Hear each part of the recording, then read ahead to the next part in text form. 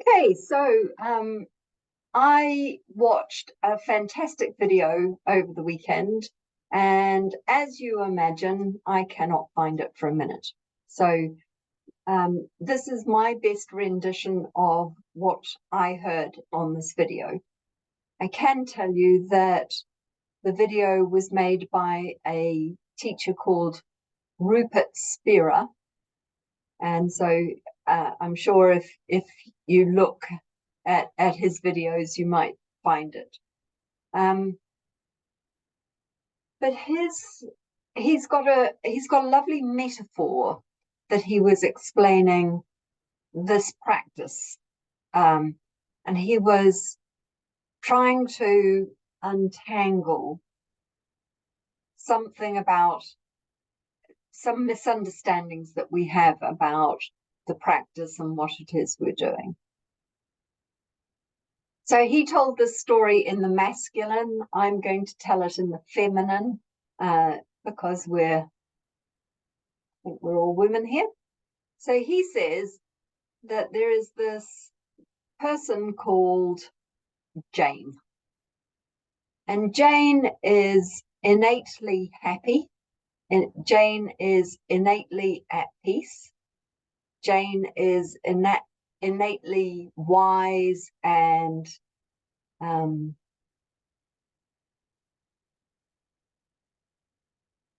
able to find the joy, is very rooted in a sense of presence and joyfulness.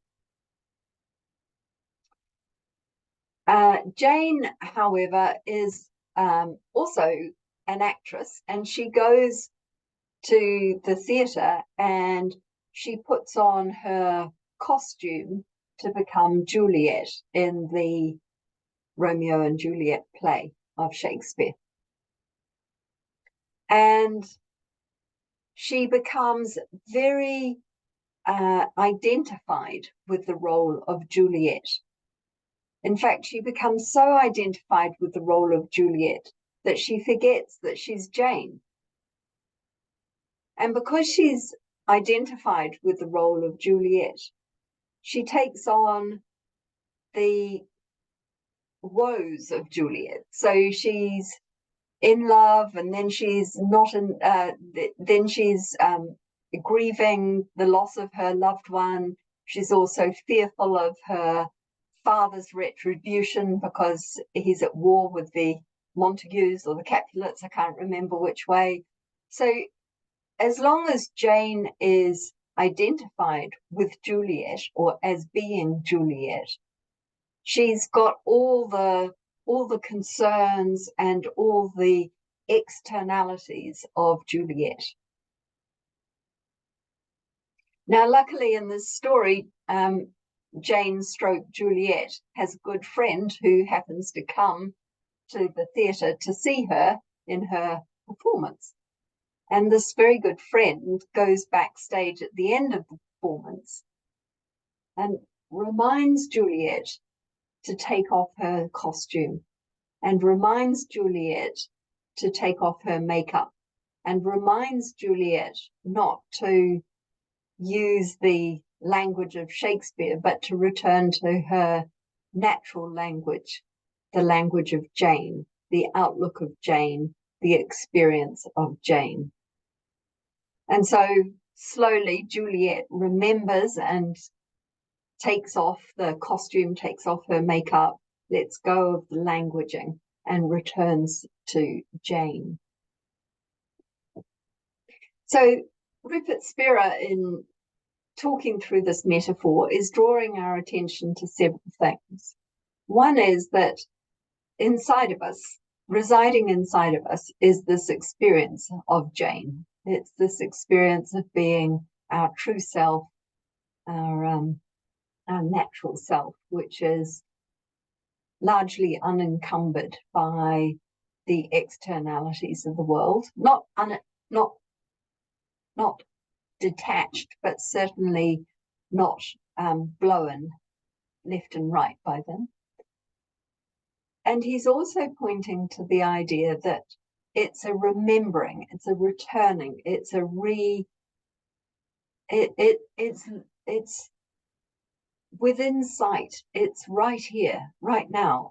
It's not somewhere we're seeking to go to. It's not somewhere or something we're seeking to find. It's already here, and we're just constantly overlooking it. And when we realize that it's kind of, they often say it's right under our nose, which is one of the reasons meditation and Vipassana is often focused here, to sort of have that quality of it's right here, it's right under our nose. We stop striving away from ourselves. We keep returning again and again and again. So one of the translations of the Pali term for mindfulness is memory, that is remembering. So some people, some teachers talk about mindfulness as a returning or a remembering of who we are as our essential self, our true nature. And I was really struck by this metaphor. It obviously, like all metaphors, it's imperfect. So I'm sure that, there are things that we could pick holes in this story that he's told. But what I really liked is this way of showing how we get identified with something that is taking us beyond our true nature. And that is the essential sort of lesson of this way of conceiving of mindfulness and being present. So I thought that we would explore some of that, the essence of that tonight in our practice. And then we'd have some time at the end to have a discussion. I will keep the recording on for the practice, but at the end of the practice, I'll turn the recording off so we can discuss things privately. So if you'd like to get yourself comfortable and turn cameras on or off, depending on how you feel, lie down, depending on how you feel, and we'll just get started.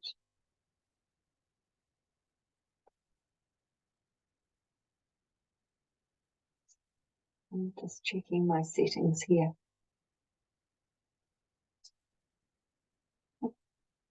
Okay, so sitting and lying in a way that you're comfortable. We'll be here for about 15, 16, 17 minutes.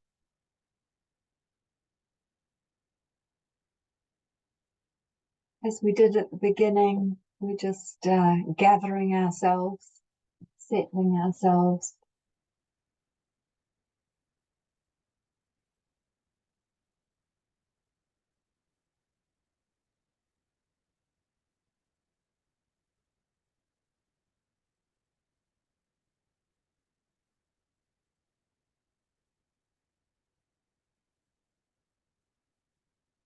And for this practice, it might be useful if you kind of start way out.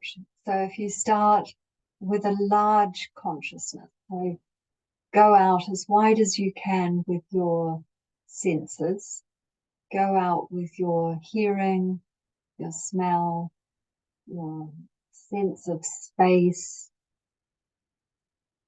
So go wide, go far away. So with you in the center, but all your senses spread out.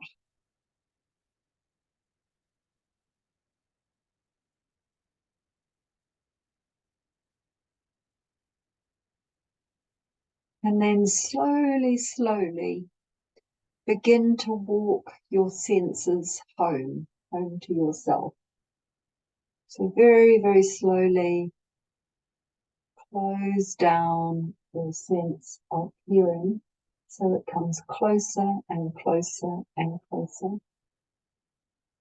Close down your sense of smell so it starts wide but goes closer and closer. Your sense of space starts big and open and comes closer and closer. So step by step by step, go from broad, big spectrum, big spotlight, smaller and smaller and smaller. So really walk yourself home to yourself.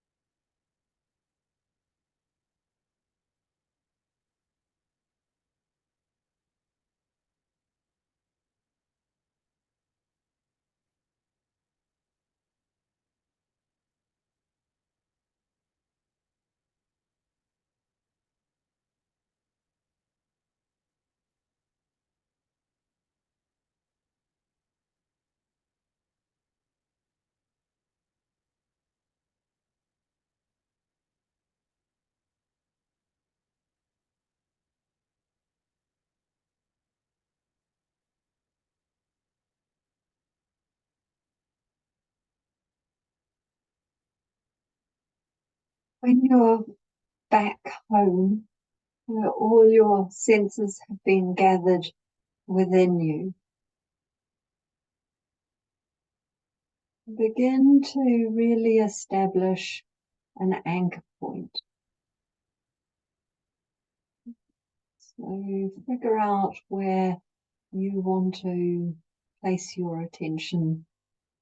You can use the body or the breath.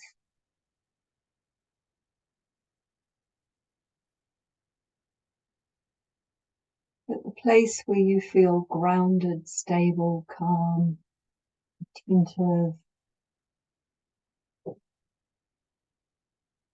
just find that place and breathe there.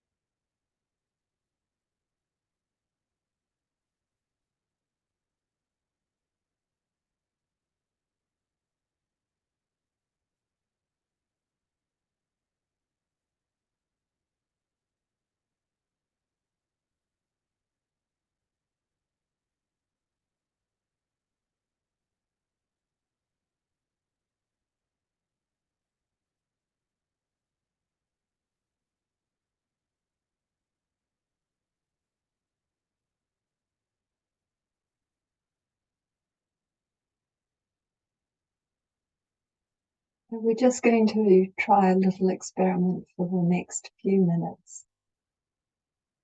And that is the experiment of stay. Stay right here. So by anchoring, we can stay closer to ourselves. We can stay closer to this moment.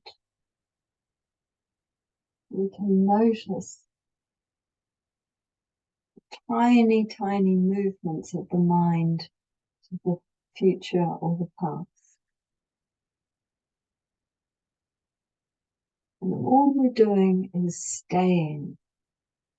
And this has a specific sort of taste to it. It has a flavor. It has a sense that, yeah, it tastes and it feels different to be right in the center of a moment and not to move. Not to move our mind, not to move our muscles, not to move our energy, but to stay. And this isn't going to be an act of discipline for hours, just an invitation for the next few minutes to really anchor into this moment.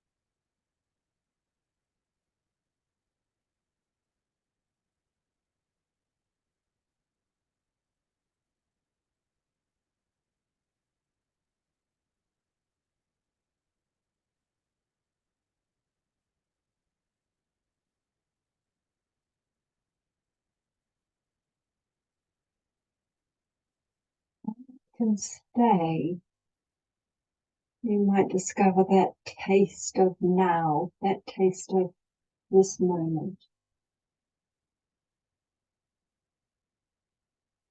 The mind completely absorbed this moment, this breath.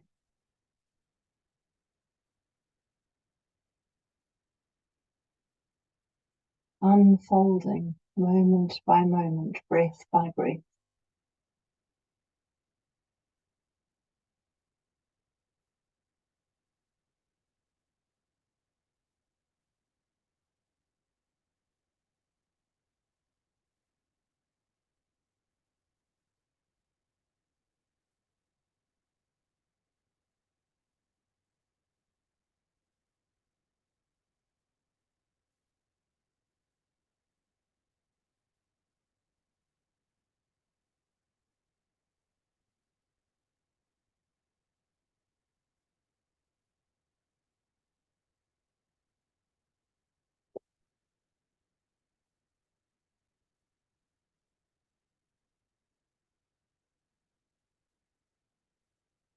And having made ourselves very compact and very small in our attention, small in our senses, have an experiment now, going wider and bigger. So slowly expand your horizons for smell, touch, taste, sound, experience, energy.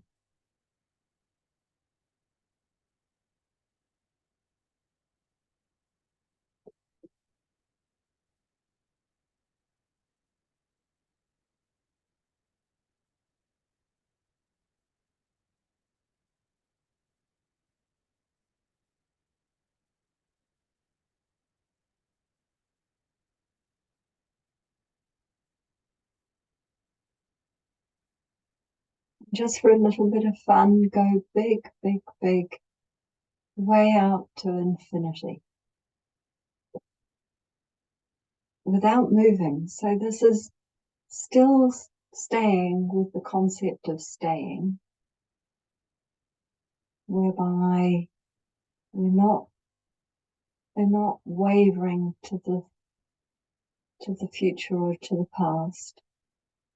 We're still absorbed in each moment,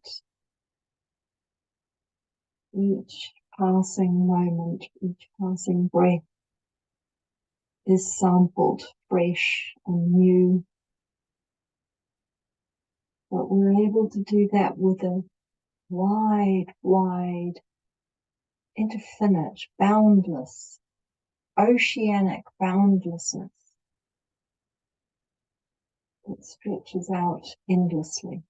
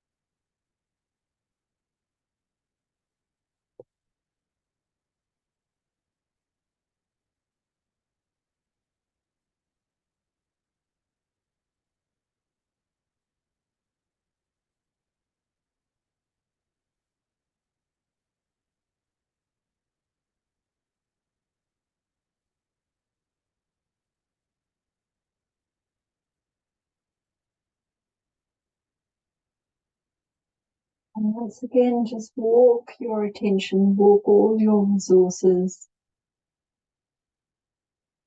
back to body size. So back into yourself. Just walk your hearing in, walk your sensing in, walk your energy in.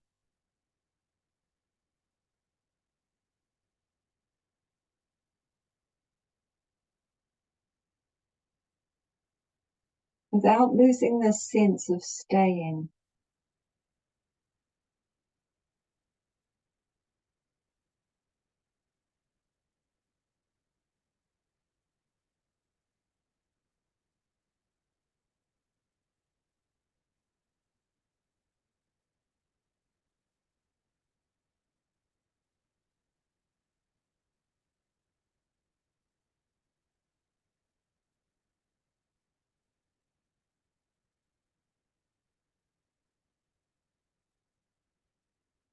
And when you're stable, just begin to very consciously think about how you want to move, how you want to refresh yourself. Maybe you want to rub your hands and cradle your face in your hands. Maybe you want to stretch and yawn. But do so in a way that really doesn't jolt you out of the sense of being in the pocket of the moment, right in the center of the moment. And when you're ready, come to eyes open and back to the group.